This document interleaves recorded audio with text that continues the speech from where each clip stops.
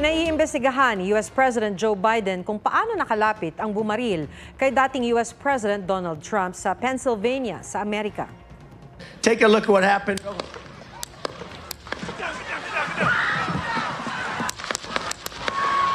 Namarilang gunman mula sa bubong na 140 meters lang ang layo sa campaign rally stage sa gitna ng mahigpit na pagbabantay ng US Secret Service. Palaisipan pa ang motibo sa pamamaril ng 20 anyos na nursing home aide na si Thomas Matthew Crooks. Sa state voter records, nakarehistro siya bilang Republican na partido rin ni Trump. Sabi ng FBI, walang history ng mental health issues si Crooks at wala siyang kasabwat sa krimen. Ayon naman sa naging kaklase niya, biktima ng pambubuli si Crooks at naging miyembro umano ng rifle team ng kanilang paaralan.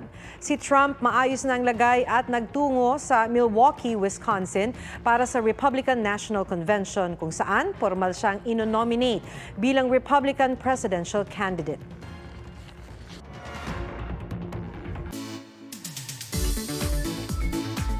Kung ang trip niyong pasyal ay yung pwede kayong maging creative at artsy, literal na makukulayan ang gala nyo sa mga itatampok namin.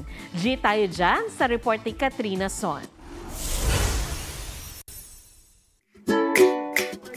Fun activity para sa magkakaibigan, pamilya o magkasintahan. Iyan ang alok ng art studio sa isang mall sa San Juan. Ang kanilang ipinagmamalaki, ang fluid art. Nag-viral siya abroad, so we decided to bring it into Manila. We wanted people to experience art in a very affordable price. Ang unang step ay ang iyong pagpili ng gagamiting model. More than 100 models daw ang mapagpipilian.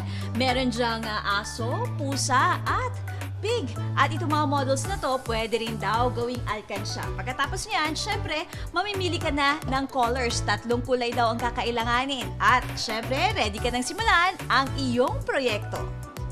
May apron, cup, gloves, at spoon din na ibibigay sa'yo. Ilagay sa cup ang dominant color na mapipili.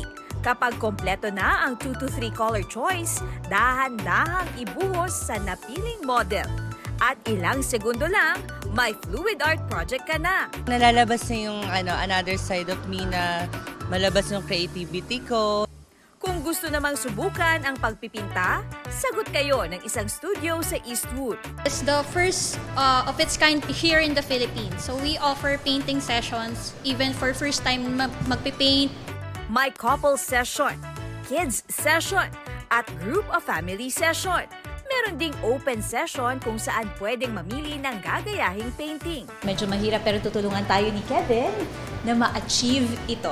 Masarap din po sa loob na share namin yung talents namin. Ang susi raw ay ang tiwala sa sarili at sa proseso.